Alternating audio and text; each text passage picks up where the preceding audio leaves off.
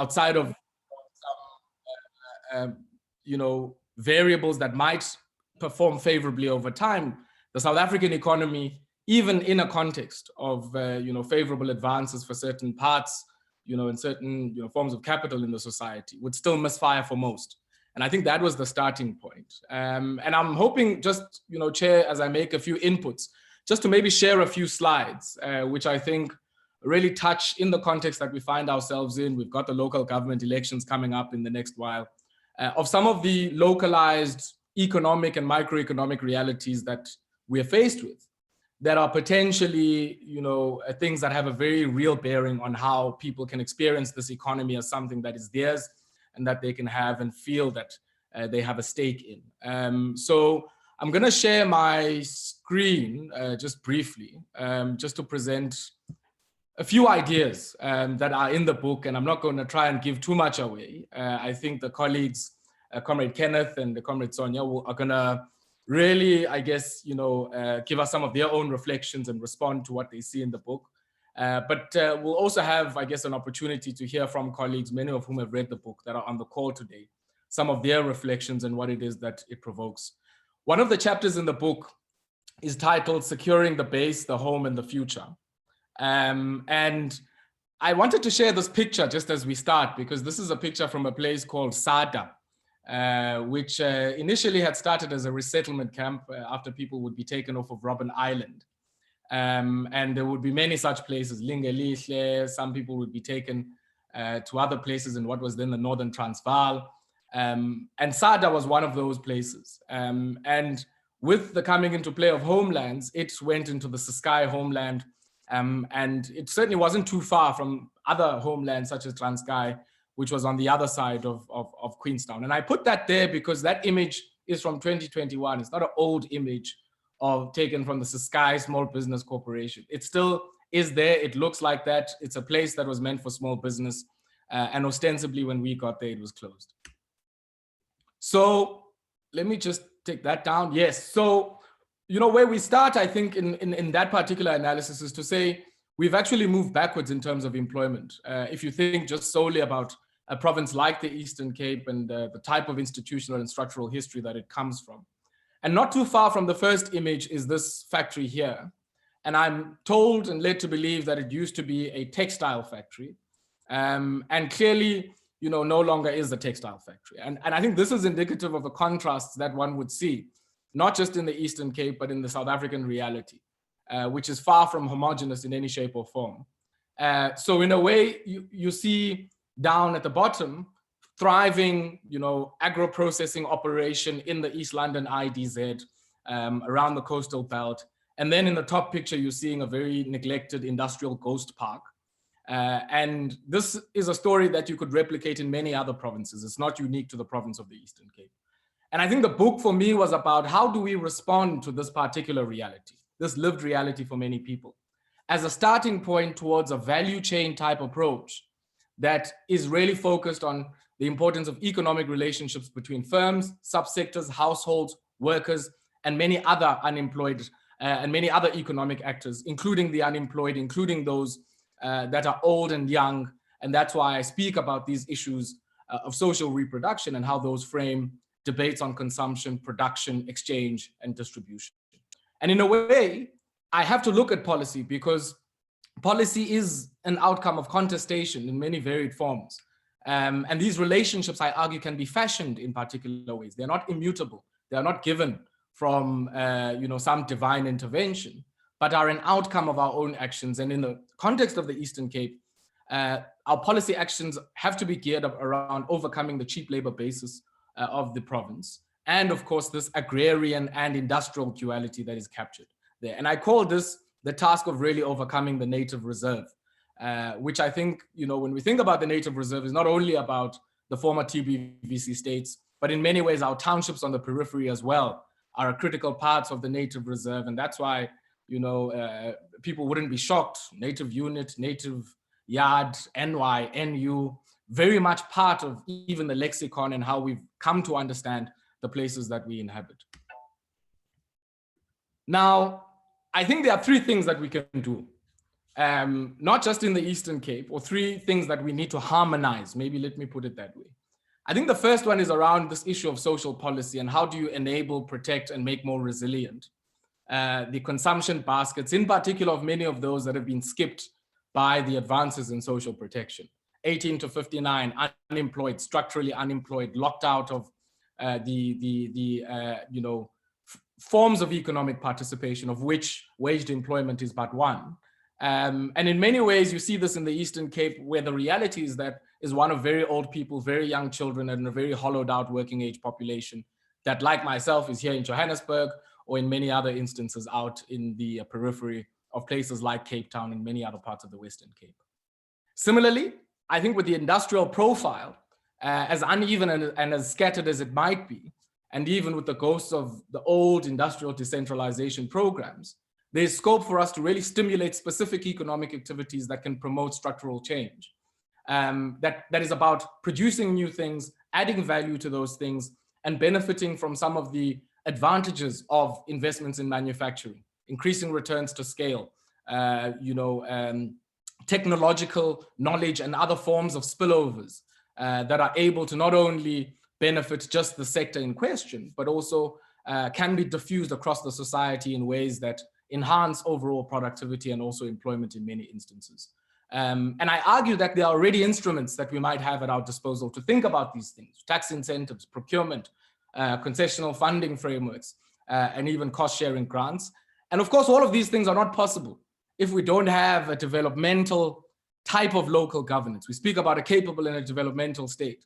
But really, it's about a developmental, a local governance framework that realizes that social reproductive investments are as important as economic investments. Social infrastructure investments are as important as economic infrastructure investments. And I think in the scope, not just of our recent issues around the district development model and some of the issues around the national spatial development framework, we also, if we think about how we structured local government, taking our cue from the local government white paper of 1998, it's about how do we use the regional economy, how do we use land use, how do we use transport planning, how do we use scale economies and infrastructure and other forms of development, residential, commercial, office, industrial, and even recreational, and I would argue educational infrastructure investment and development to really create a basis on which you can crowd in and not only just resilient and enabled forms of consumption at a household level that gives you a stable society and consumer market, but also I think some of the industrial investments that we can promote and attract and enable through the instruments that we have at our disposal. So I think one of the things, just as I wrap up on this issue, that I talk about in the book, and I'd encourage colleagues to go to the book, is how do we think about our existing social grant expenditure? And it's a massive amount at the moment.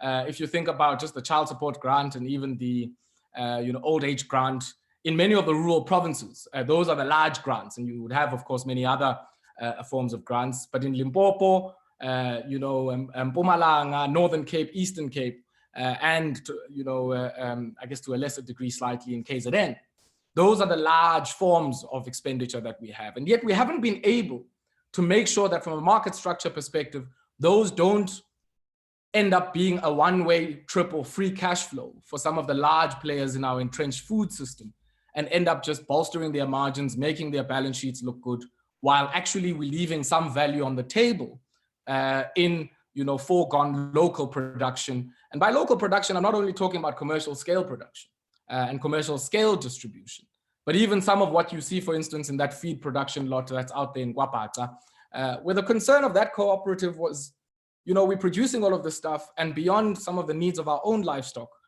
we have no way to store it, add value, and be able to benefit from it in a way that improves our incomes and secures our lives, because we don't have that post-harvest or post-farm gate forms of capital support, storage, grinding, value addition that would allow them to be able to package this and find markets. But of course, the idea is that we have to create, with our social policy, with our social grants, these markets. And I make the argument in the book for state and community-owned firms that can be co-located alongside the payment points of SASSA and serve as aggregators using the latest forms of enabling technology of all manner of production that comes from places in the periphery of many of the former TBVC spaces that we have. Similarly, I think the same can happen if we think about our housing and human settlements expansion and our broader backlog eradication program. I make the example in the book of, ventilated improved pit toilets. Now, these are the toilets that are used in many of the districts where you don't have, reticulated or piped water going into very sparsely populated places in the rural areas as Lalin. And these are procured every year. And I make some examples, of OR Tambo and the Krisani district, and some of the plans they have around these things. And yet it seems every time we go to the market to procure these things, we're discovering the market for the first time. Instead of actually co-creating clear, medium-term and long-term relationships that build capability and the transfer of skills, capital, learning, technology, that improves employment, improves productivity in our society, all on the back of being seeded through some of the buying decisions of the government. I'm not saying now by suggesting that let's open up the floodgates, for horizontal arrangements and entrenched rent seeking. No, that's not what I'm saying. But I'm saying there is an entire literature around what are called developmental or productive rents that can be framed in reciprocal fashion. We give you a 5-year or 10-year commitment that we will procure components for our toilets from that group of entrepreneurs. In addition, you need to make particular types of investment in improvement of your machinery, in employment, in expanding your plant, in doing all of the things that are not only just in your interest, but in the broader public interest. And I think the last one, same approach as it relates to the renewable energy space, and even, of course, the digital, global business services and ICT sectors. Massive scope for us to think differently during this renewable procurement process. Not just about who is procuring or who we are going to be procuring renewable energy from as part of our integrated resource plan, but also what is the upstream upstream component manufacturing. So for instance, in this image, this is out in Wesley in Dlambe, all of those propellers that are there on that turbine, where are those manufactured and downstream, once they need repair or get messed up, what ends up happening? Who does the repair, the maintenance, and the after sales, configuration of everything? Or are we calling up the same OEM, technicians from wherever the OEMs might be coming from? And I think that's a critical question, because it then says the scale, frequency, and the pace of your procurement must also be sending the signals that allow you to create this new industry in a once-in-a-century energy transition that is certainly going to be a defining social process going forward. And I think similarly, the point I make about the Eastern Cape, you've got a wealth of educational institutions. And I think with some investments in digital, ICT, and even connectivity infrastructure to the home, to the workplace, to the ward, or to the community, or to the resource center, you would be able to really scale some of the investments in global business services that are being attracted by investment allowances in our society already, and start to also contribute to a developmental and a learning local government. There's nothing sadder, just as I end off, than if you are in Komani, or if you are on the fringes or the periphery of Queenstown, and you need an ambulance, and you call the public sector service, and in some cases you are rerouted to a call center that is out in East London, nearly 200 kilometers away. And then that call is then rerouted to where ideally you should be calling to, which suggests that there's a need for some form of customer interface that requires all of these globally traded digital services, anything from a voice call center to non-voice services like chatbots and all of that. And it might seem very blue sky thinking, but these are things that are already happening. I mean, many of you on this call would know how you pay for your DSTV subscriptions. It's sometimes on WhatsApp. And that is enabled by a chatbot and a certain capability that is sitting in a certain place. And my argument is that some of that capability should be sitting in provinces like the Eastern Cape, Limpopo, and Mpumalanga, who can benefit from the massive educational and institutional investments that have been made to really bring some of these digital and even renewable energy value chains closer to where some of the, midstream investments in the case of energy are already being made. The Eastern Cape's one of the largest players in the wind space as is. And I think there's big question marks around how do you capture more and distribute more value from that, both upstream and downstream. So, Chair, let me pause there. And once again, I just wanted to use this as a brief example of some of the themes that come out in the book. There would be many others. There are issues around history, which I think are very rich, that I touch on in the book. And there are also, I think, questions that are broader cultural questions, if I can say it that way, around the type of consumerism, the type of consumptive value systems that have emerged, which really feed, a financializing capitalism that, as we already see in South Africa, has the ability to accumulate in instances and be able to go on a strong path of accumulation without necessarily needing to add additional, warm bodies or units of labor. And I think that is a reality that we're going to have to deal with in the society. And I think it does require much broader and much wider thinking,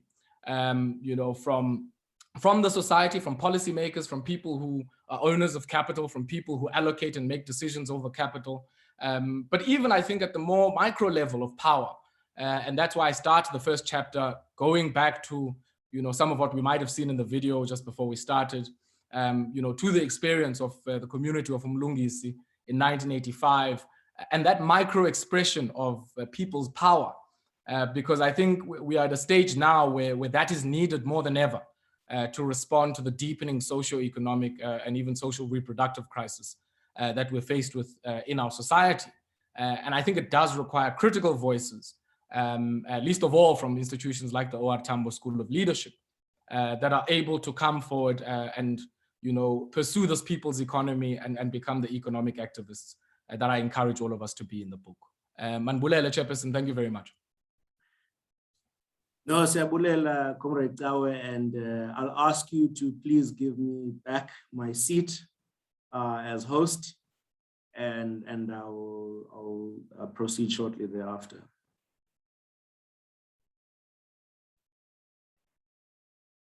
I've given you the conch, Chair. Perfect, thank you very much. We've got technical difficulties from an IT point of view, and so we will keep sharing our seats, with our panelists today to ensure that they can come on board, share their video, etc. But really, Comrade Tao, the comments that are coming in already, and simply, I think it's a true appreciation of the directive and the direction of the literature. I think what's quite valuable, of course, is the fact that we aren't being armchair critics here, but rather also bringing real practical solutions through this literature around how we can localize the capturing of value in these small towns that have had some brain drain, also to ensure that we diversify our economic base. And of course, before we even get to the panelists, it would be absolutely amiss, without having, some preliminary thoughts from our Honorable Dr. David Masondo, of course, because he gave the foreword to this book, and I've really just given you talking rights already, and we're hoping that you can just give, some high-level ideas around your experience with this particular literature and the kind of impact that you envisage that it will have. I've already seen your words, talking about how this really solves an economic puzzle and demonstrating a contextual view of where we come from, but also giving really valuable approaches and way in which we can proceed. So Dr. Masondo, if I can, shortly bring you on board just to quickly share some initial thoughts, and then we'll get into our reviews from our panelists. Dr. Masondo.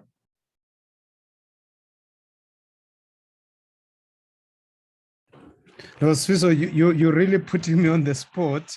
I was not meant to speak, but since I've read the book, I've got to say something. But I was not meant to speak. I was meant to just listen. I think for me, the book really, when I read it, it really builds on some work.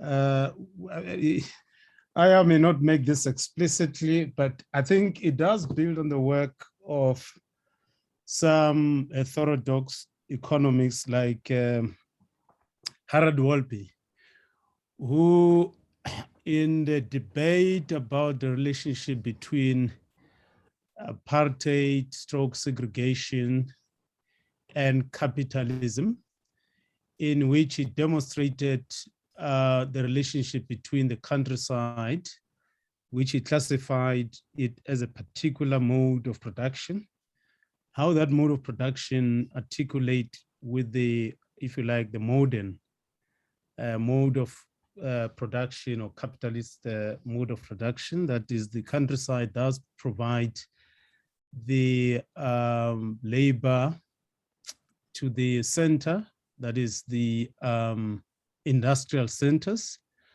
And when these workers are no longer required, they get thrown back to the countryside. And unfortunately, at that time, you do not have these huge social grants that we provide as government. I mean, people lived on the basis of subsistence farming, and that reproduced labor. So I do see it as a, if you like, continuing in that tradition, but it's very empirically grounded. It goes to the micro, and it takes us beyond the macro economic data, like GDP, unemployment, and all that. It really goes down into the empirics and the detail that we don't usually get into when we design policy, when we think about unemployment, when we think about social grants. And I think the last point I want to make, maybe it's also a question that Aya later may have, Ayabonga may have to, I'm saying Aya because there's a guy we call Ayaman in the countryside, and he's got dreadlocks like Ayabonga. So just want to make sure that I'm referring to Ayabonga here. So the sources of income, I mean, the recent statistics, they show that if you look at the Eastern Cape, in terms of the sources of income for residents there, 39% of the population gets their income from salaries, 38% from grants, 13% from remittances, and 6% from other sources. And I mean, you can say the same with Limpopo, and in Gauteng, 55% of the population get their income from salaries. The Western Cape, 70% of the population gets their income from salaries and 10% from social grants, which again reflect what Ayabonga is showing here about the uneven and combined development of South Africa. But yes, Aya, you seem to suggest that we need to locate enterprises that produce consumer goods in places where these social grants are paid, which would, if you like, on one hand, enable enterprises that are generating these consumer goods. So there will be production, but as well as consumption, and this consumption will be coming from this 38% of income, which comes from the social grants. And in that way, you capture the, if you like, the incomes. They don't get spent on goods that are produced outside those areas. I mean, it's just a question that you really have to think about the economic of scale, whether the it will be economically viable for those enterprises to be put in those areas. Yeah, so I think it's something that you really need to think about. I'm not opposed to the idea, but it's a question of whether there's scale which will make it attractive for the entrepreneurs who are producers to locate in those areas. I mean, I have no issue with that, but I'm just wondering about the extent to which it will be rational and attractive for those entrepreneurs to locate in those areas, regardless of the incentives that you can put in there, rates, tax rates, and all that. But do you have enough scale to are we going to have enough scale to really attract them to go to those areas? Those are my initial comments. Like I said, I've read the book, I enjoyed it, and I'm just hoping that all of us, we will get an opportunity to go through it.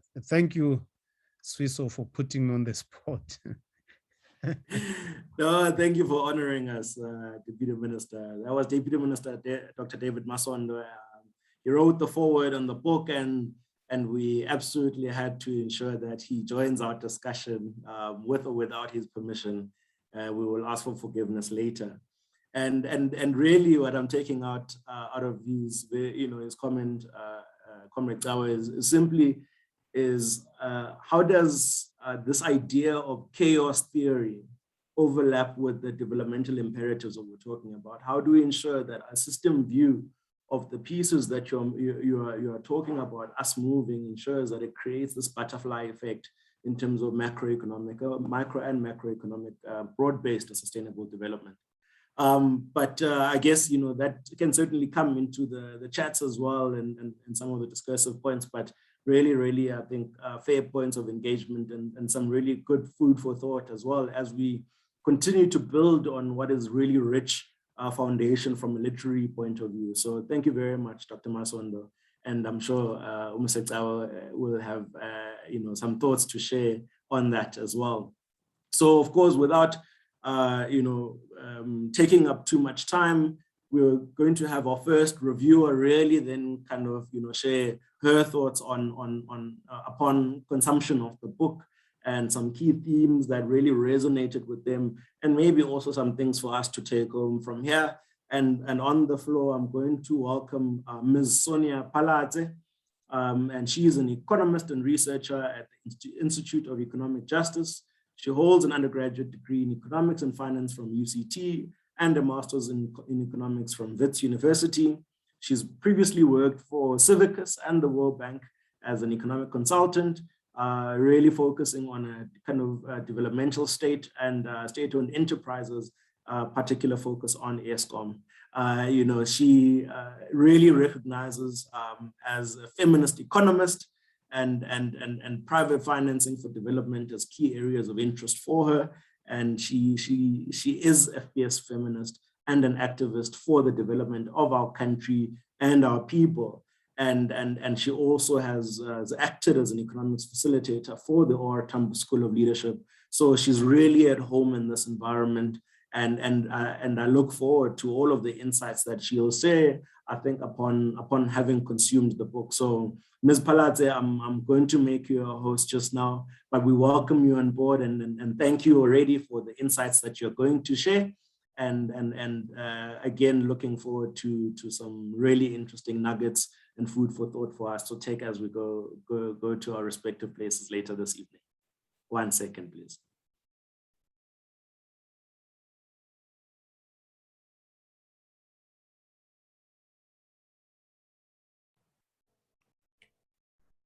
Thanks, Chair, and thanks for that glowing introduction. I hope you can see me. Yes, we can see you. Gosh, the video is looking weird now. That's fine. Thank you, Chair. Thank you to the organizers for inviting me to this panel.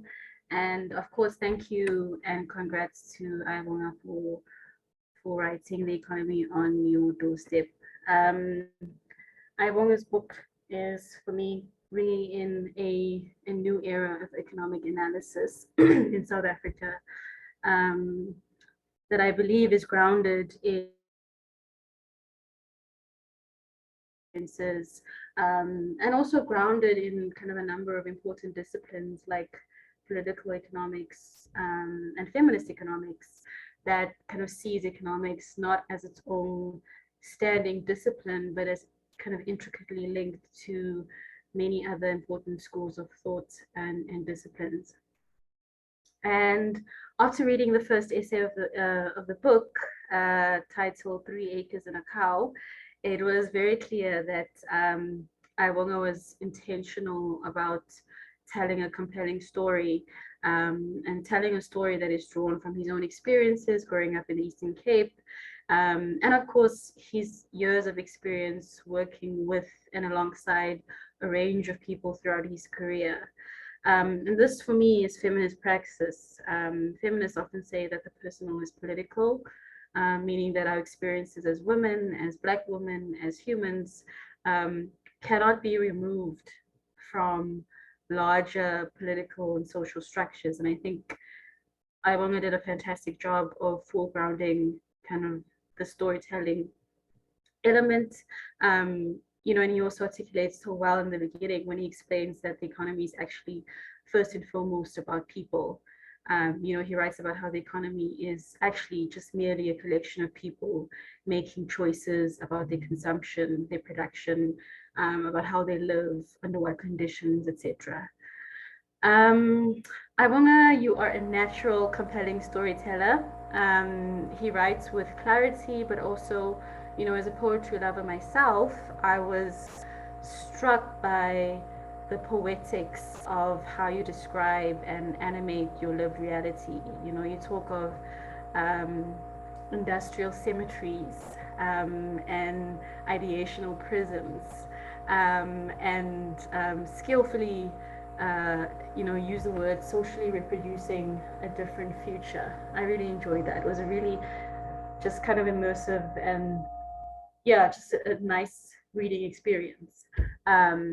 I'm also in awe of the depth and reach of your readings, and astoundingly impressed that in less than 500 pages, Aibonga was able to touch on various theories on political economics, on feminist economics, and social reduction, and even give a historical analysis of South Africa's economy and somehow make all of that interesting. And after reading the full text, for me, you know, the title of the you know, the economy on your doorstep took on a very different meaning. You know, before reading the text, I thought the economy on your doorstep would be kind of a distillation of the dynamics of the South African economy, which it is. But after reading it, you know, the title feels more like an invitation. It is kind of inviting us to rethink our approach to understanding the South African economy and reimagine South Africa where economic freedom is a tangible kind of reality for all, particularly when we begin to think critically and locally. And you mentioned a lot about kind of the design of governance structures, for example, which you spoke about in your introduction, and how if we are to achieve the objective of what you call, you know, securing the base, you know, we will need to rethink the design of the division of labor and authority at the local and provincial levels. I mean, I would love to talk extensively about the book, but as I said to a colleague recently, this book has at least 10 different PhD topics in it.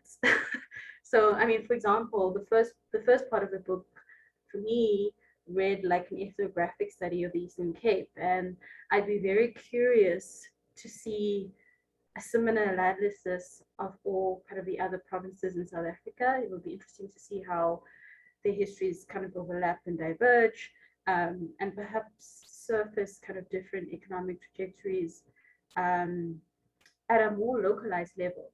I mean, as a born and bred Joburger myself, this book made me think deeply about the historical trajectories of not only Gauteng, but of the various sub-economies that grew exponentially in areas such as Yeoville, where I lived for most of my childhood. And kind of given your definition and understanding of the native reserve, I would also argue that areas like Yeoville, like Hillbrow, kind of those kind of features of those areas have many similarities to the native reserve, what you call kind of making criminal and alien that falls outside of waged employment. So that's just one example. I mean, there's a lot to unpack, and I have a very limited time to contribute. And so what I'm going to do is assume that, like most people on this call, have read at least most of the book. So what I'll do is give some quick reflections about kind of three aspects of the book that invoked my interest the most. Okay, so the one is around history, on social reproduction, on primitive accumulation, and the body as a site of socioeconomic violence. And so already this is a massive topic, and we could actually go on for hours.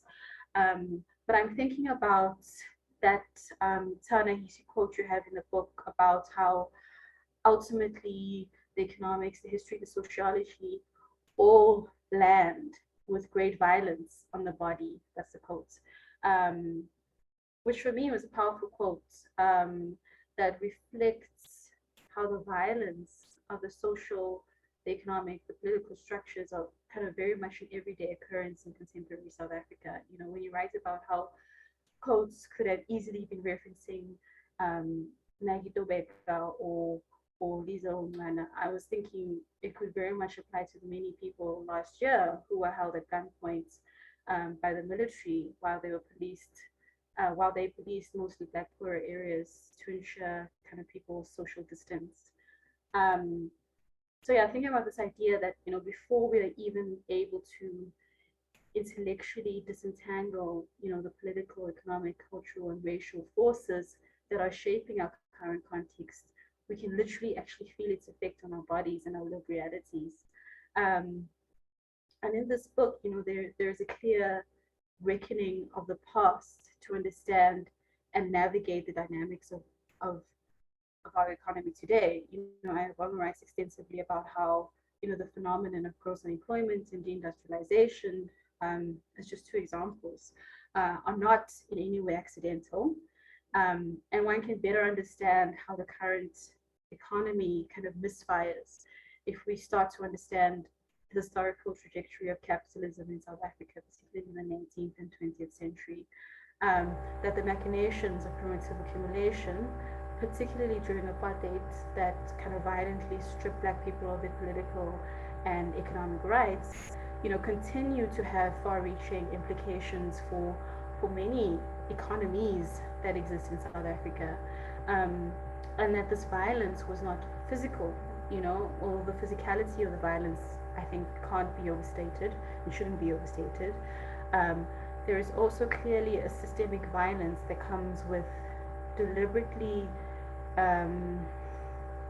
manipulating an economic system to ensure the continuities of wage repression and the creation of an endless supply of underpaid labor or surplus labor.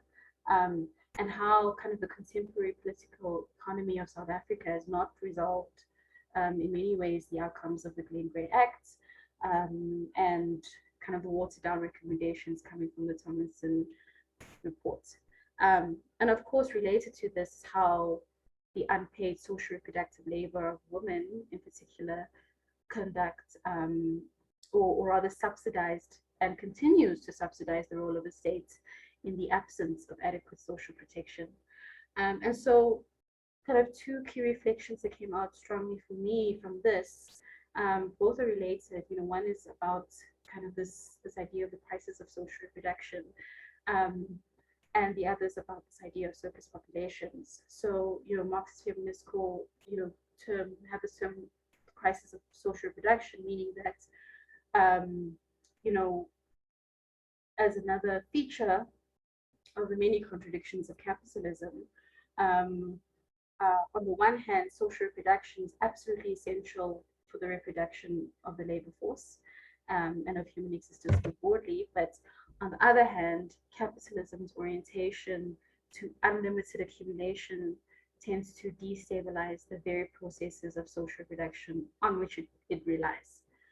And so I'm thinking about kind of the many ways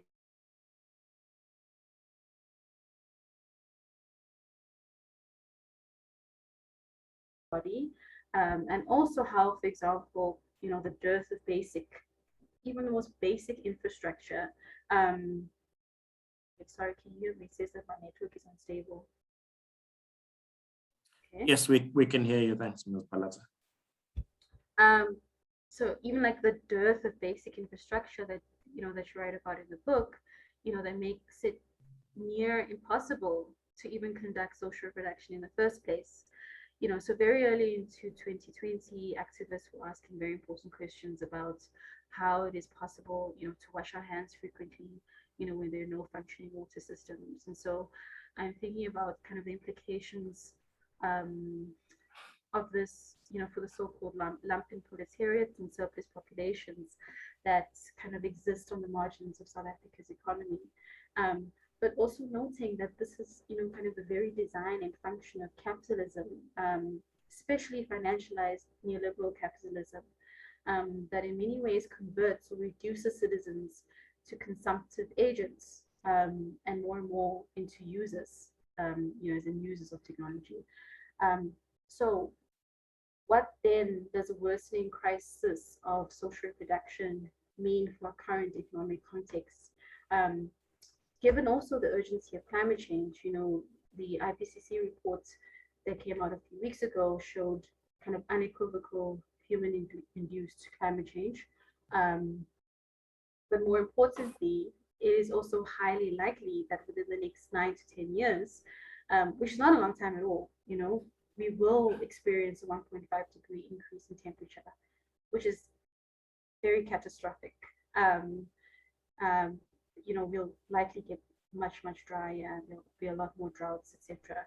So this will no doubt exacerbate the crisis of social reproduction in South Africa. But what then, I'm thinking, of our current macroeconomic framework. Does our current macroeconomic framework support kind of the necessary climate resilience that we desperately need? Is our economy agile enough to secure, the home, the base in the future?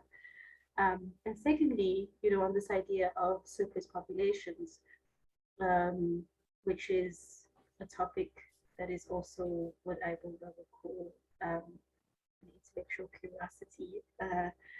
I don't think economic discourse in South Africa, I don't think we talk enough about, this idea of surplus populations in the lumpen proletariat, particularly given how millions of unemployed youth in particular are kind of economically exiled. And I think, Ivone makes a critical argument about how the design of the nature reserves and the millions of surplus populations that live in these reserves cannot be understood in its current form without grappling with the implications of legislated accumulation in the 19th century that in many ways grossly undermined the capacity of Black people to meaningfully and gainfully engage in industrialization of South Africa. And I agree that a backward-looking exercise is essential to understanding kind of the growing population of surplus labor. I'm also interested more and more in the role of technology and automation, and how this may completely change the landscape of production and consumption. Technological innovation is rapidly restructuring the global economy, it's rapidly restructuring social relations, governance structure, culture, and even warfare, just thinking about the drone strikes in Syria, etc. So it's quite plausible, certainly at the rate that inequality is growing globally, and in South Africa, that a growing elite class is forming such that it makes an overwhelming share of consumption, in tandem with kind of the increasing automation of labor. And so what happens? If I may give you a time alert, please, Ms. Seriously, I have so much to say. Okay. And so what happens when new surplus populations are created that cannot produce on the one hand, but are not consuming either? I've been reading a book by Jackie Wang I'll be done just now. I've been reading a book by Jackie Wang called Carceral Capitalism, where much like what you do, Ivona, she traces the political economy of mass incarceration in the US. And her argument is that, as the US deindustrialized and the welfare state was progressively gutted, the solution to the problem of what to do with the unemployed people who had migrated to the cities to become industrial workers was in fact racialized mass incarceration. And so I'm thinking about what the enforced solutions are to the problem of surplus populations in South Africa.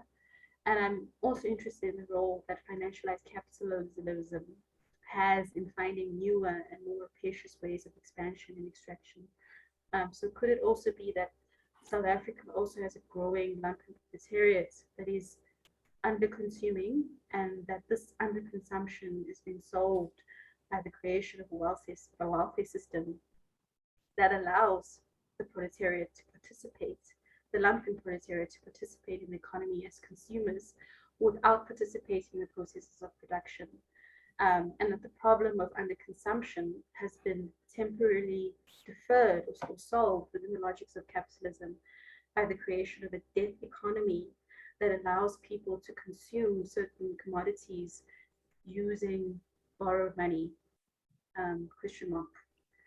I have like 3 other points. But I'll stop there. let's bring them into the discussion point, just so that we don't get pressed for time. Thank you very much, Ms. Palate. If you don't mind giving me back my seat. Okay, sorry, I'm doing that now. Okay.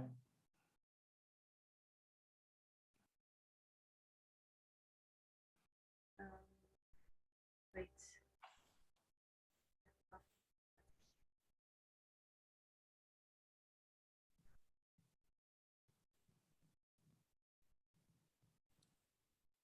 Perfect. Thank you very much.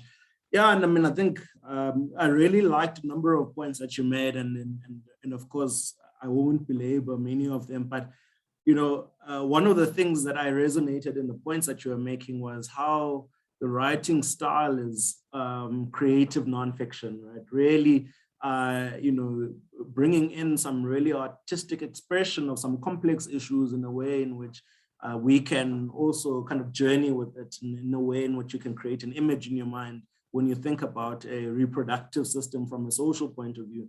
And I think one of the key points that you make as well is around what is, you know, how do we think about social reproduction in a contemporary economic marketplace, right? That takes into account the complexities of ethnicity as well. And I think one of the key things also that you pulled out about the book is that it's opening so many bodies of literature in terms of really saying that they're now, it's energizing us to ask questions about how do we do this kind of topography of our localized economies from an ethnic point of view. So these ethnographies from an economic point of view, really, really interesting. It also asks questions around, you know, kind of how does, you know, ethnistic and linguistically fractionalized economy, how do you respond from a policy point of view in a way that actually results in more sustainable outcomes?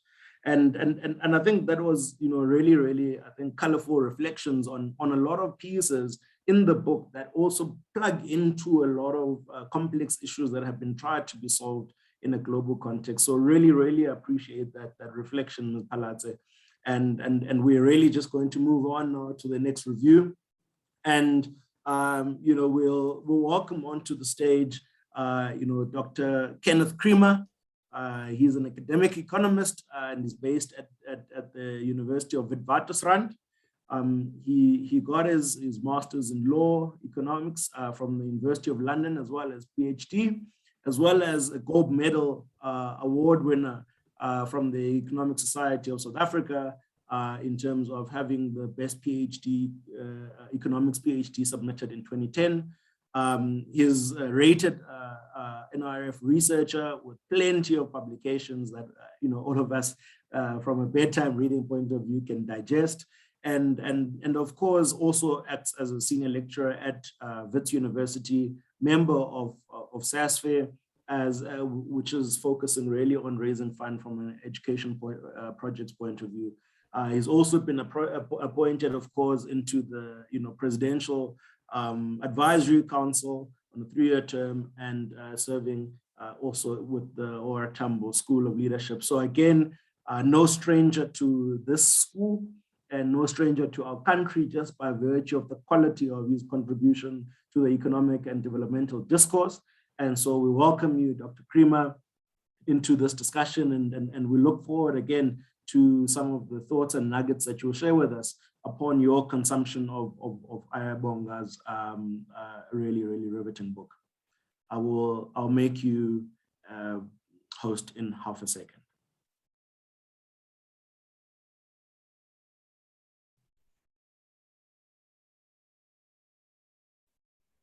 Dan, thank you. Thank you so much. Hi, Sfiso, and thank you for that kind introduction.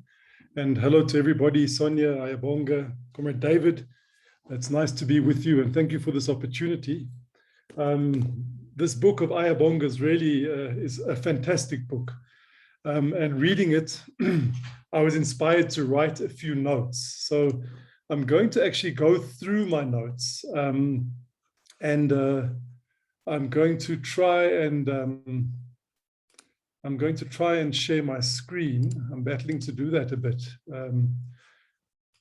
All right, so I'm not going to do that right now, but I'm going to read through my notes, because in reading this book, I was inspired to write a few things. So let me start right away. So congratulations to Ayabonga Tawe on an excellent contribution to our intellectual life. Not only is his book full of profound thoughts and stories, it has informative graphs and data, a selection of some of his unpublished columns, of his published columns, as well as quite a number of photographs, which he himself took as a photographer. Ayabonga has a real talent for making the kinds of linkages and connections that give meaning. Through clear elaborations, he shows how big theoretical notions like Marx's contribution on, quote, primitive accumulation find very real and concrete expression in the lives, bodies, aspirations, and homes of ordinary people. As Sonia says, the personal is political. As advertised, Ayabonga's descriptions and detailed reporting bring South Africa's terrible history and key facts about our country's troubled economy right to your doorstep. Tawe's writing prioritizes eloquence, and his writing style compresses history and plays with time, all the better to squeeze out the juices of meaning and insight. As he writes, quote, maybe that is the lesson, that it never stops, that our present and future is an outcome of successive waves of generations of struggle, close quotes. So imagine this, Ayabonga Tawe is traveling by car through the mountainous regions of the Eastern Cape to help to put together a local budget training manual. Can you imagine that? He's contemplative, he's deep in thought as he travels from Mount Aleph to Mount Frere, and he's haunted by the thought that those who led our forces of political liberation might never have had a real plan for the economic liberation of our people. A reflection of Ben Okri's troubles his thoughts that, quote, each moment offered us clarity and liberation, but we settled for the comforting shapes of legends, no matter how monstrous or useless. Tawe reminds us of another economically trained mind, that of Sweden's Gunnar Myrdal, as it traveled across the United States in the late 1930s and early 1940s. Myrdal's book about race relations in the United States, titled An American Dilemma, the Negro Problem and Modern Democracy, played an important role in exposing racial injustice and influenced the landmark 1954 US Supreme Court decision of Brown versus Board of Education, which abolished the racist apartheid notion of separate but equal. Like Myrdal, Tawe sees clearly in everyday life the ongoing effects of historical injustices, and he seeks solutions. Tawe's is a lively retelling of history. And as he recalls important events from the past, he makes exciting and memorable new connections. He's got a penchant for following the money, as he reflects on how low wages for Black workers who had been forced off their land and in many cases had their cattle confiscated, made it easier for the white farmers paying these low wages to repay their land bank loans. In a fascinating passage, he draws comparisons between the program of the apartheid regime and that of the ANC Youth League in the early 1950s. He notes that both the apartheid government and the ANC Youth League, that's of Sisulu and Mandela, had plans for the native reserves. Both the apartheid regime and the Youth League had plans for the native reserves, but that inevitably, these plans were very different. He states, quote, "This is what distinguishes the ANC Youth League position from that of the Afrikaners. The National Party, in accepting the recommendations of the Tomlinson Commission, would only accept reserve industrialization on condition that it did not displace the cheap labor basis for South Africa's accumulation path." So that was their view of the reserves. Carrying on the quote, "The Congress youth, on the other hand, saw such industrialization as a potential basis for the consolidation of industrial organization of workers and for the improvement of their living standards." Fascinating insight. I had not read that before in history. Furthermore, based on that terrible history of the native reserves, Tawe reminds us that any attempts at development in South Africa, if they are to mean anything at a local level, have to respond to the existential economic challenge of the reserves, that casting out the shadows and ghosts of the Bantustans and its cheap labor bases. That's an important insight. Our development needs to deal with that history of the labor reserves. He calls for a path of genuine agrarian reform, industrial growth, I'm quoting him now, and developmental local governments, close quote, possibly in the current context through utilizing one of his current paradigms, and the government's current paradigm of the district development model. Here again, it's easy to imagine Ayabonga, deep in thought, haunted, as he drives through the land of the former Bantustans, thinking how best to escape Okri's monstrous or useless legends, as he desires to find a way to really make a difference, possibly and most immediately through that local budget training manual that he is working on. Tawe also reflects on the dualism of the South African economy with its modern capitalist sector, such as that embodied in the Eastern Cape's automotive industry on the one hand, and its rural, low productivity, survivalist parts in the inland parts of the province. Following the money, again, Tawe notes that nearly a quarter of household income in the Eastern Cape comes from remittances, and I think David was reflecting on this as well, flowing from the modern sector to the rural sector. Such remittance flows are higher in the Eastern Cape than in most other provinces in South Africa, but some of the poorer rural provinces are similar in pattern. And things are actually getting worse, not better. Following the money, Tawe reports on the decline of local government spending in recent years for the provision of free basic water and electricity services in areas like the OR Tambo district. This is despite the fact that the province produces over 50% of South Africa's light motor vehicle exports, has the most wind farms of any province in the country, and is a major milk producer with opportunities for expanded cheese production, amasi, and powdered milk, even for export. So collapsing services are side by side with potential growth sectors, South Africa's dualism again.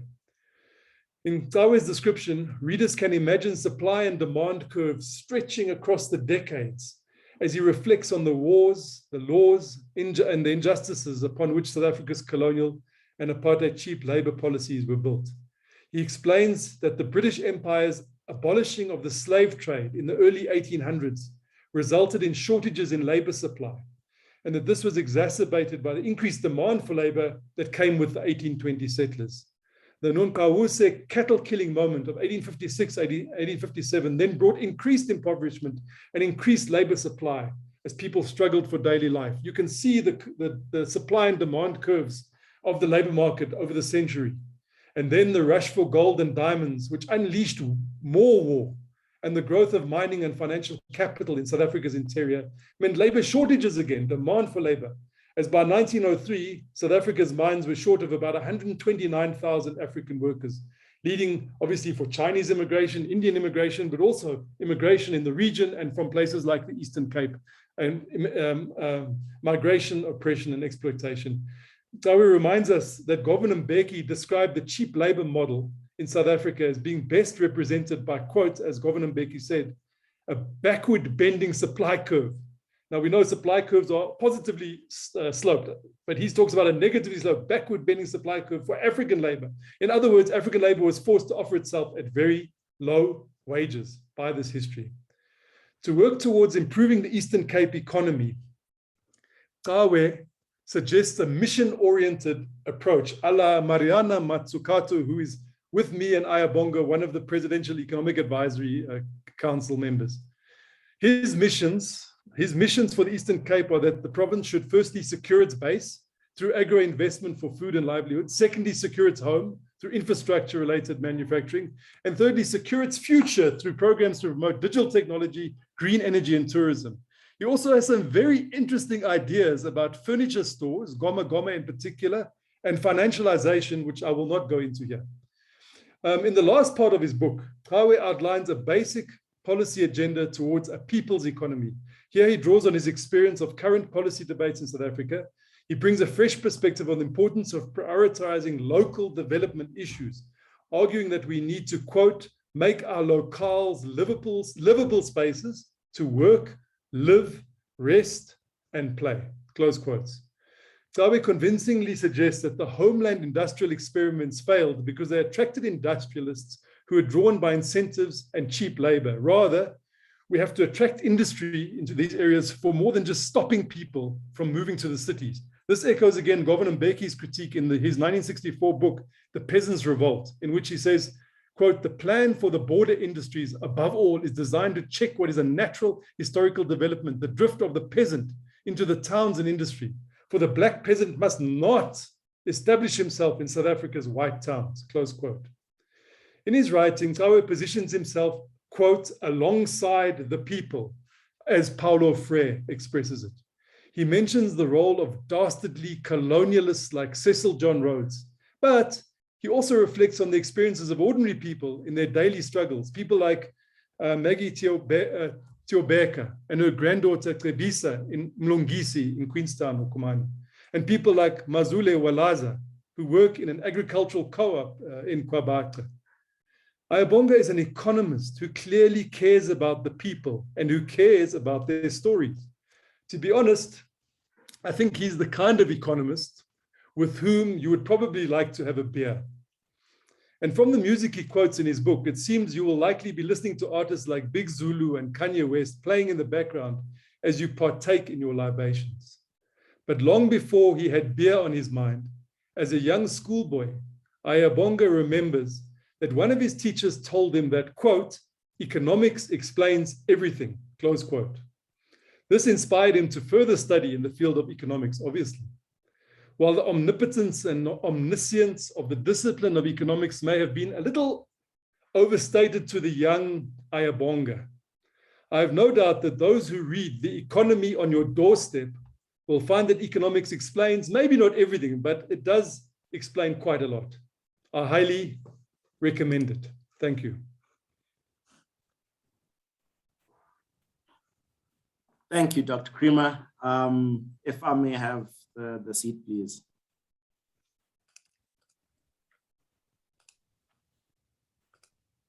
Make host. That's correct. I think you've got it. Hundreds.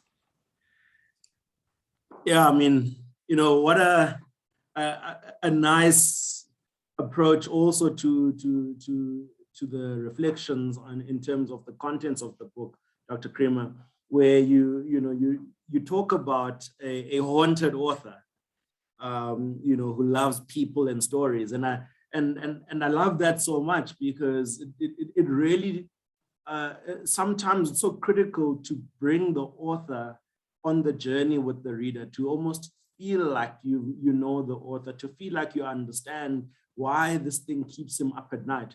And I think, I think your articulation of a haunted author really, I think, captures a lot of his pressure points that he articulates in the book around the things that bother him, around why we don't see, development happening at the right level, at the right scale at which it's happening. And I think in also your reflections, you talk about, you know, his articulations of history and development.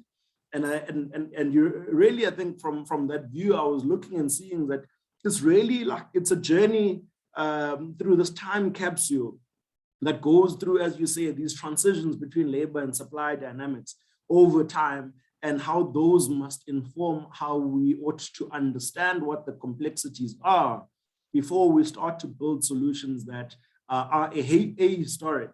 Because as soon as you start to build solutions that are ahistoric, and then you're certainly going to miss a few things in the policy intervention itself, because there's some rotten nuts and bolts that you wouldn't have seen in that particular machine. So really, really, nice reflections, really taking almost a personalized view and personalized journey of the author as he interacts with his own complexity, with his own understanding of market dynamics, and how he then, aspires to, through this literature, start to help us understand those a little bit differently. So I think, it certainly brings us to the right part of our discussion, where it's, Ayabonga is going to take some questions from the room or from the various rooms that are here.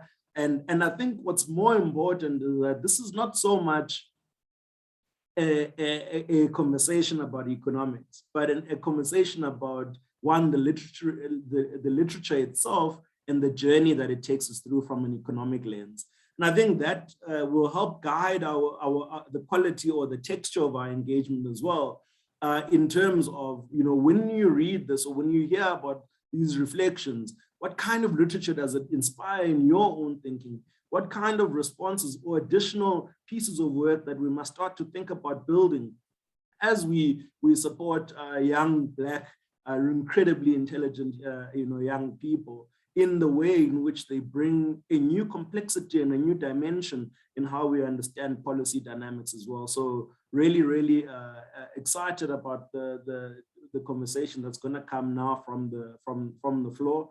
And Ayabonga, I'm going to give back the seat to you. I think it'll be very useful for you then to have more direct engagements with the audience, and I'll chime in where possible as well. Okay, thanks, Chair. I don't know, I'm seeing so many hands up there, but I think maybe what might be helpful is to go through some of the questions that have come through in the chat, but also in the Q&A. Sure. So let's see. Okay, so yeah, let me maybe start before I get into the comments that Sonia and Comrade Kenneth made, which I'm really, really grateful for, and I'm quite humbled by. And also I think the remarks that were made earlier on by Comrade David, Comrade Principal.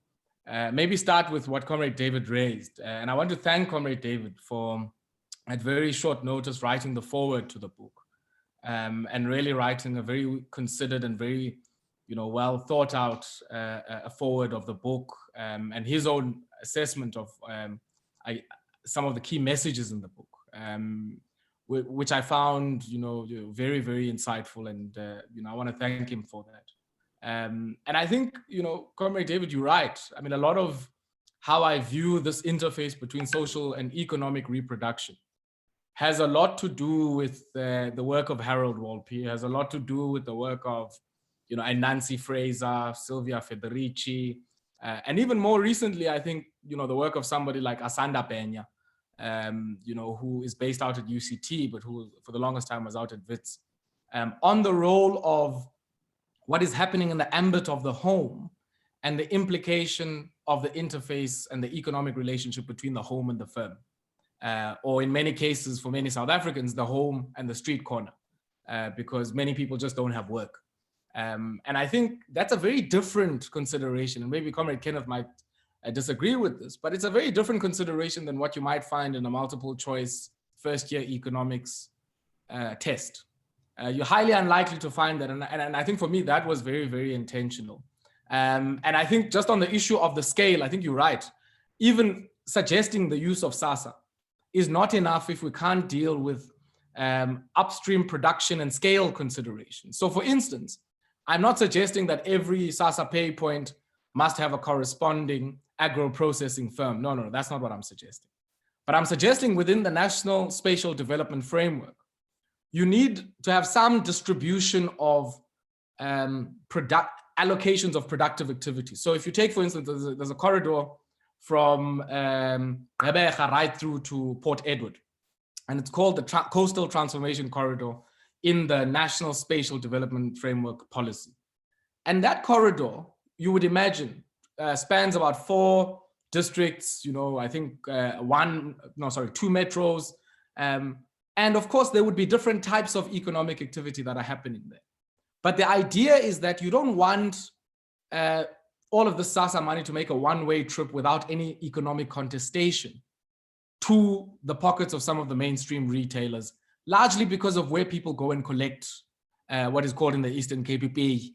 And I think in many instances, we've lost that opportunity. I mean, if you think about how many people get paid their SASSA payouts at a post office, and I don't know how many, when was the last time you went to a post office, but you always find the kiosks are empty in the old places where you might be able to get a stamp or anything like that.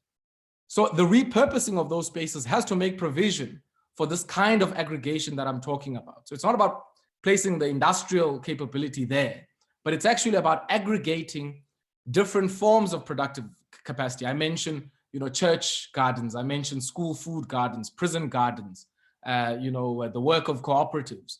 So that once you're able to aggregate all of that at a necessary scale, it gives you, the price competitiveness that allows you to be able to compete with some of the big players who have, centralized distribution chains. But also, I think thinking about this also as initially an in-kind type of provisioning might be able to, I guess, deal with some of the route to market questions. But I think it's a conversation worthy of having.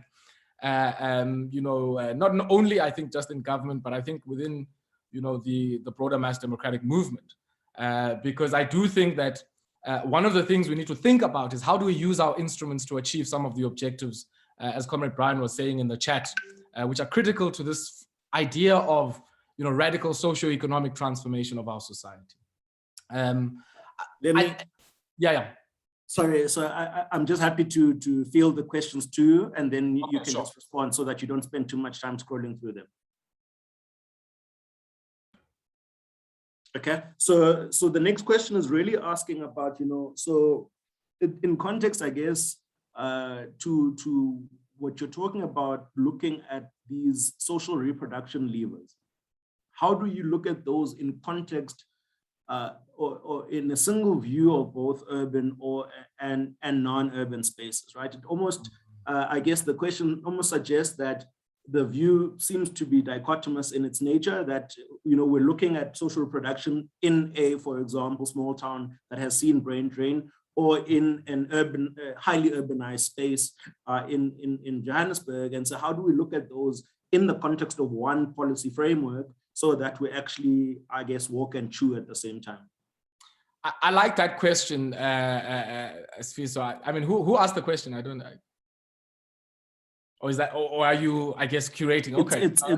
It's a question from Romano Rambao. Okay, all right.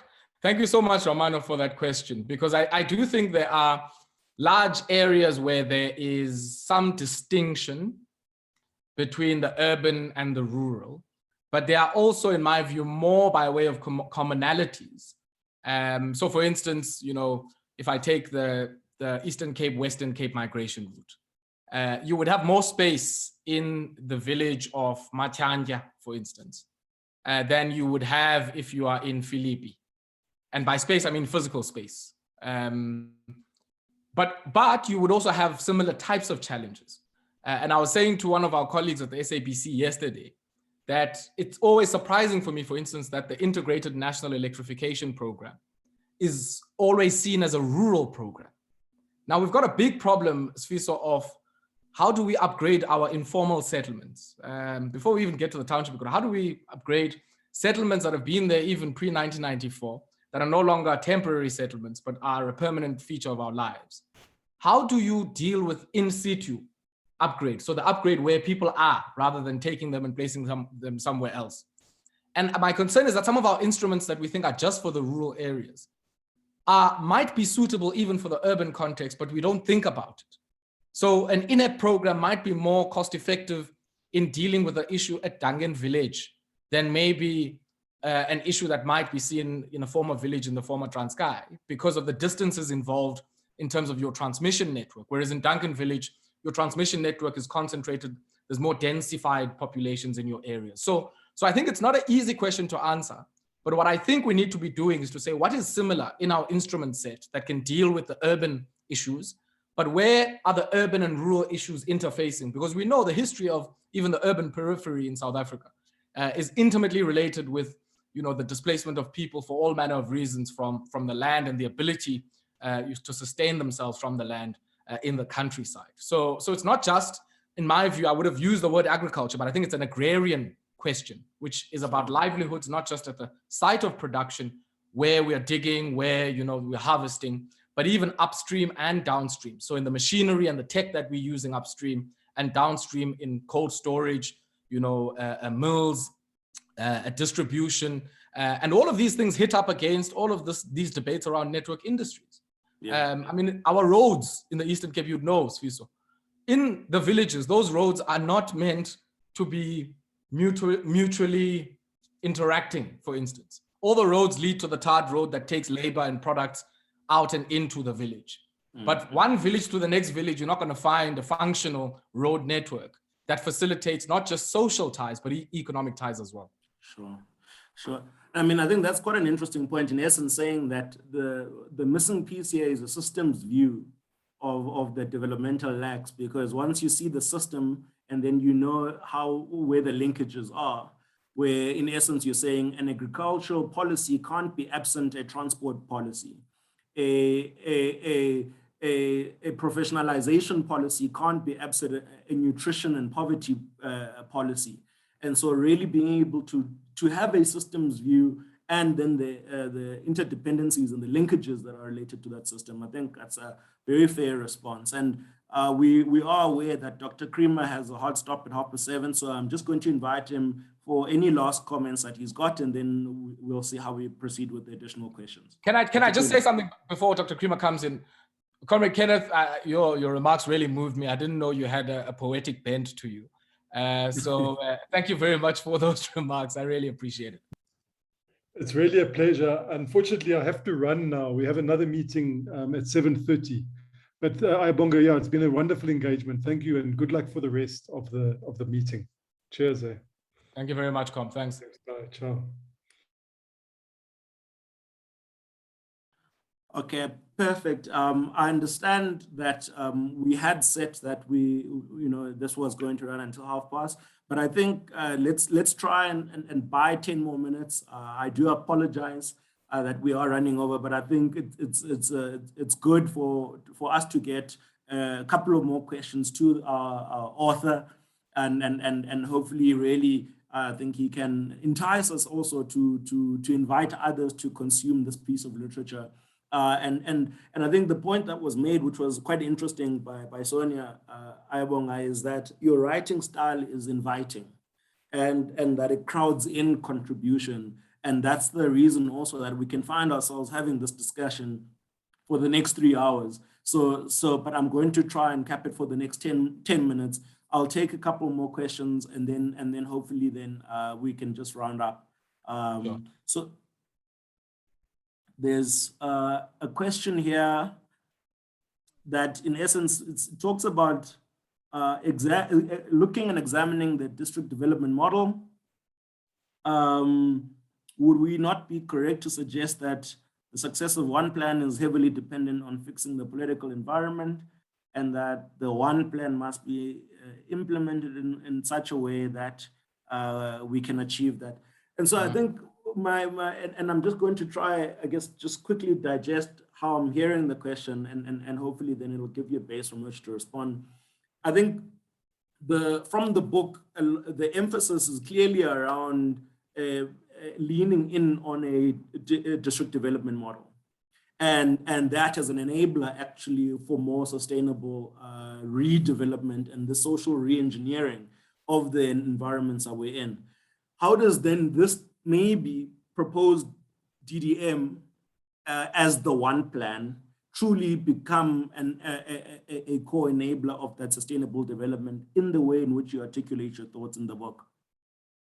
Yeah, that's a very, very good question. Because I mean, I Sorry, think that is from Ms. Asanda or Mr. Asanda Fatane. I'm not sure. For that question, Asanda. I think it's a very critical question. I mean, not only critical because we're nearing local government elections now, but because local government is the core face of delivery of all of the things that I talk about in the book. from the industrial and economic services and infrastructure right through to the social services and infrastructure. And I think it's also the area where we've seen the deepest dysfunctions, so where we've seen the deepest failures that have punished the people for some of the failures, of the leaders in whose, authority we even trusted our political power. And I think in that context, this codependence that Asanda is raising, because I think it's this suggestion that says you're not going to have an effective district development framework if you don't have some developmental and even functional local governance system. Somebody mentioned the example here of Lichtenberg in the Northwest, where one of the dairies is saying they're going to pack up shop and they're going to leave. And I think we need, in many ways, a particular type of local governance leader. It's there, in some cases, very, very unevenly populated and dispersed across our society. But it's a leader who understands that your task is to manage the interests of diverse social partners who in some cases might have divergent interests. So sometimes the interests of the industrialist might be going against the interests of workers, might be going against the interests of a particular type of community. Your task is to use political power to convene stakeholders in meaningful consultation that doesn't only happen when there's an issue or when there's a grievance. And I think the example I make in the book, for instance, around Komani, where matters are landing up in the High Court, which is the reality of many parts of our country, shows that we might have NEDLAC as a social dialogue institute at the national level, but maybe we need many, many NEDLACs at a local level, much similar to the Chinese model, where a district is able to say, this is our export plan. And it's a plan that is being developed to buttress the coordination that you want in the district development model. Somebody was calling it a stove, in the chats. And once you've got that plan, you can then crowd in resources, financial, time, human resources, and the like. But that plan must not think of that district in isolation to the provincial and the national spatial plans. Sure.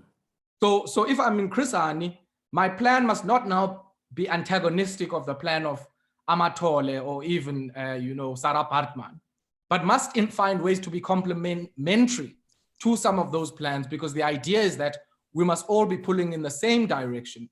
And it seems to me at this point that there's this very deep intra-competitive and uncooperative culture between district municipalities in many cases and local municipalities. And I think the reality, and we're speaking at the O.R. Tambo School of Leadership here, is that you're not going to resolve that through a new log frame or through a new mechanism. You're going to resolve that through politics.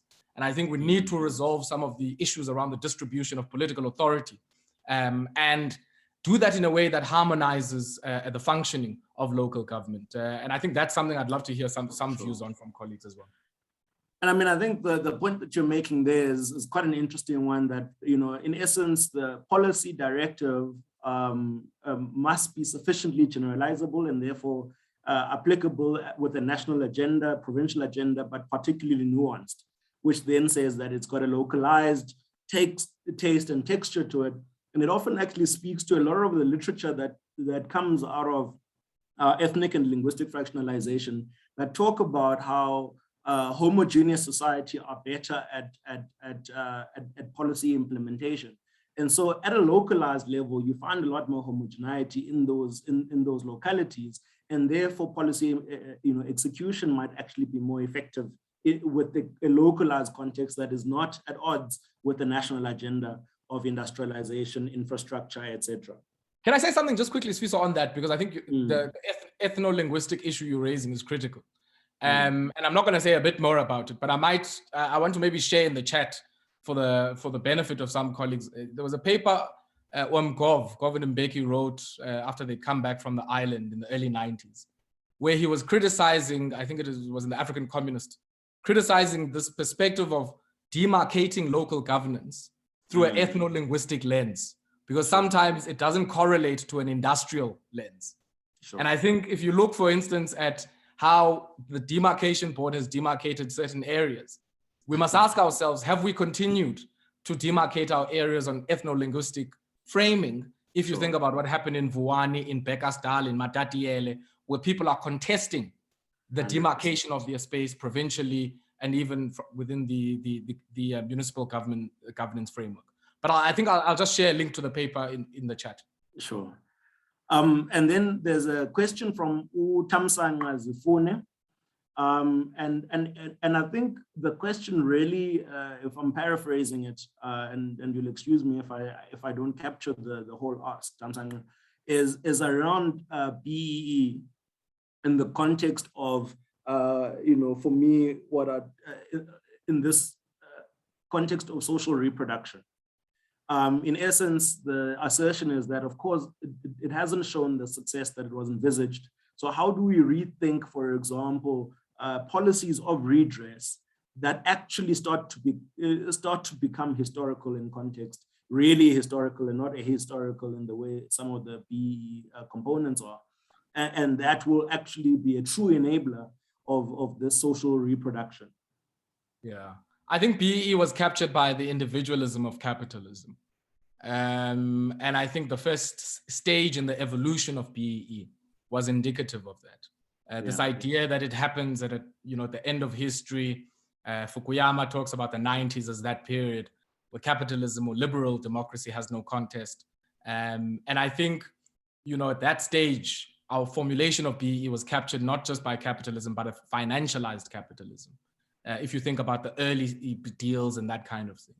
I think there's been a change since the global financial crisis, to think in much broader and wider terms of BEE as something that does two things. The one is to configure value chains in ways that respond to the national question. So configure value chains in ways that allow Black people and African people in particular to play in value chains where ordinarily they would not play or be underrepresented or have massive barriers to entry.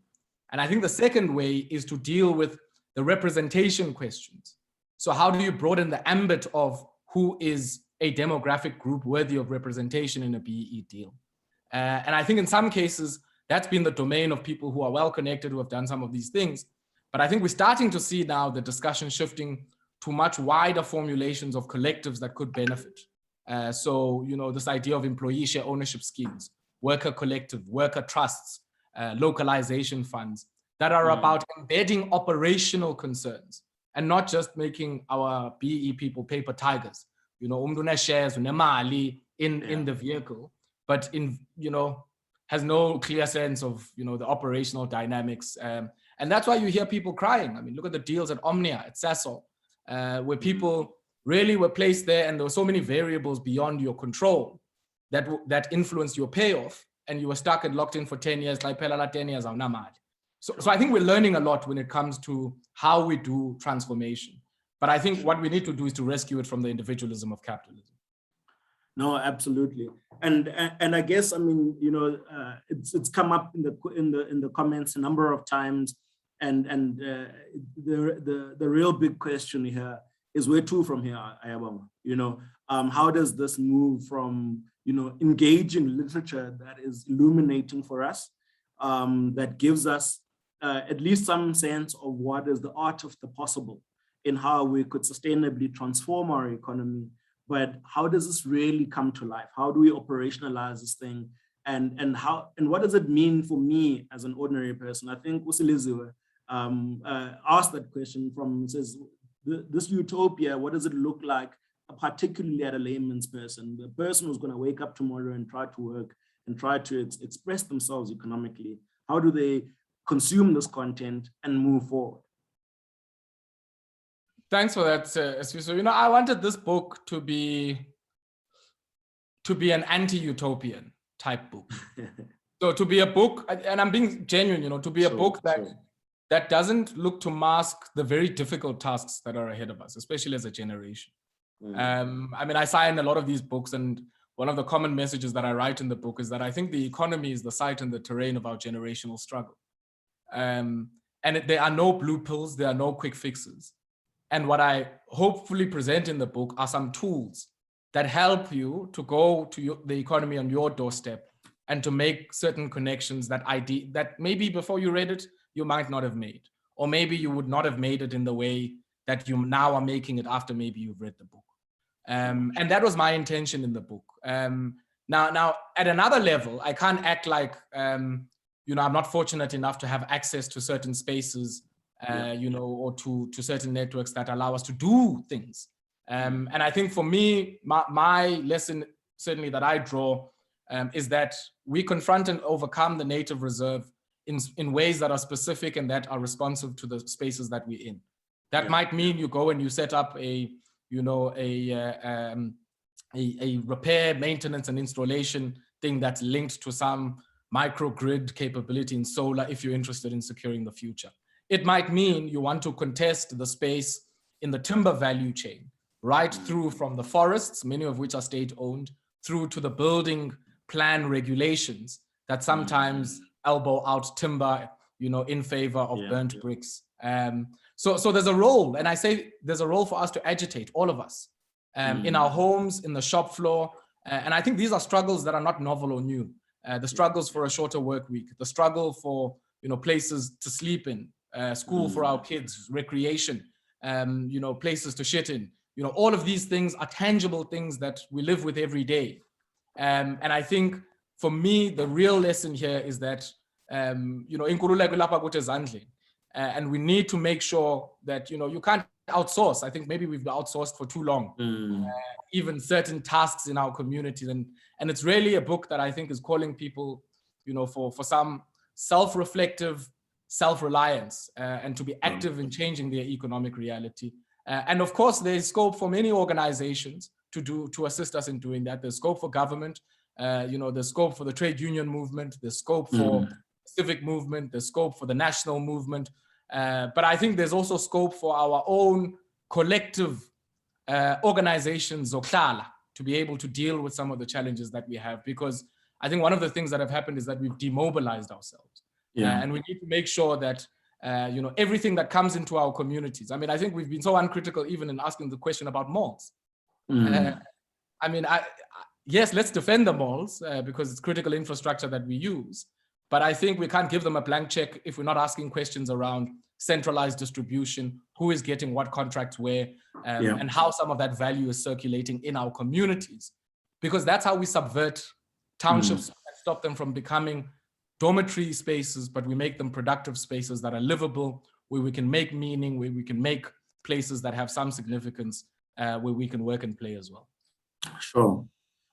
No, thank you, Ayabonga. I mean, what a riveting book that really talks about new, and not new, but really insightful models for microeconomic development, that take into account the complexities of our economy, take into account the unevenness of our economy, and of course the historical complexity that surrounds that, and emphasizes that that in so doing and thinking about these models of social reproduction, how do we do so in a way that doesn't leave the human being behind, right? And hence, it really is a book about the people's economy.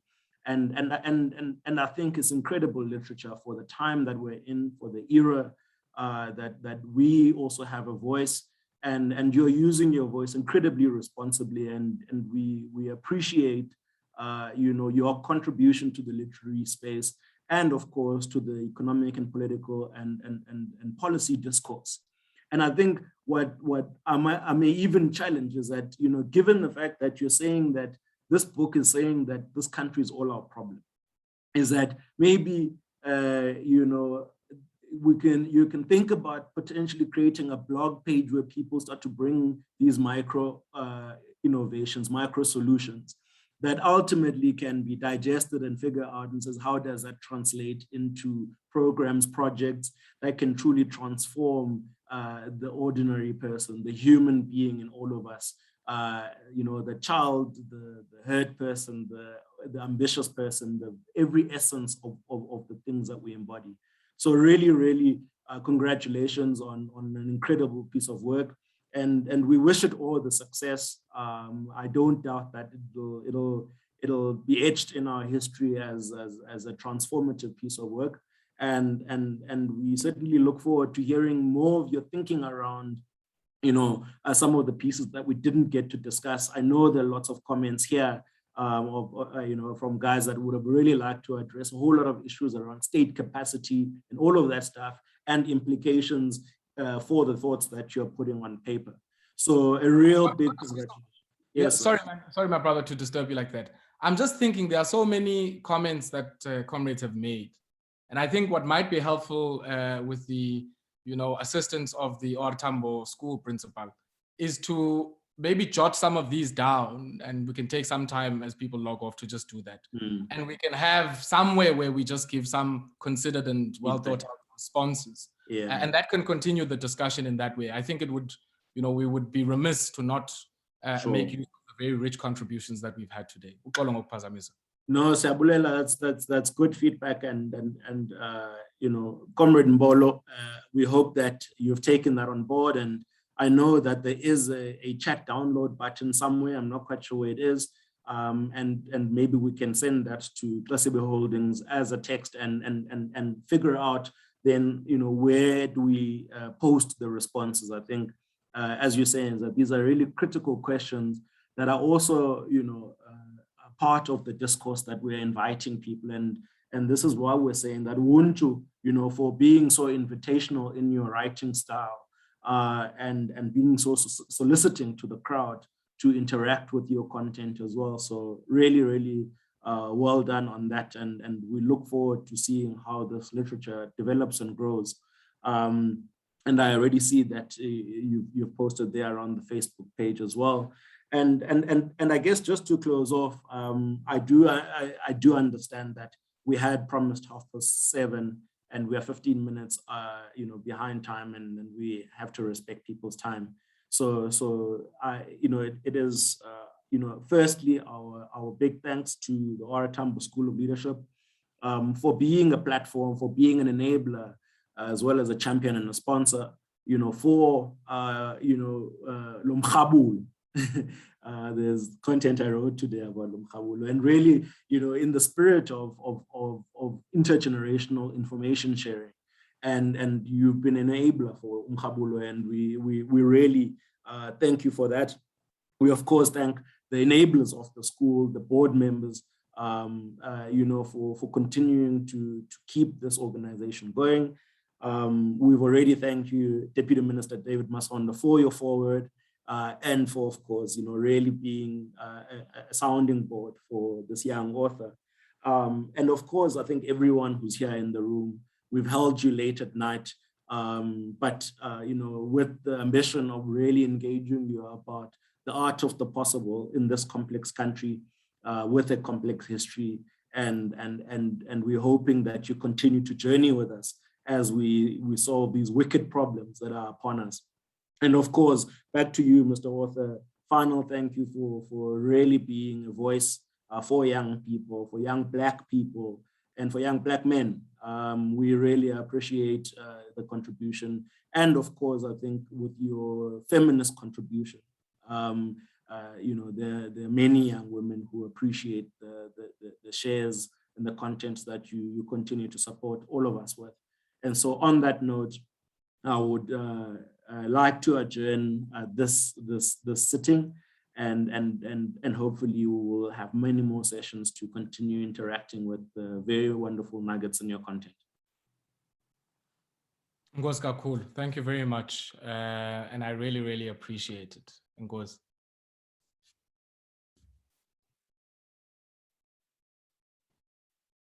Thank you, Totsins.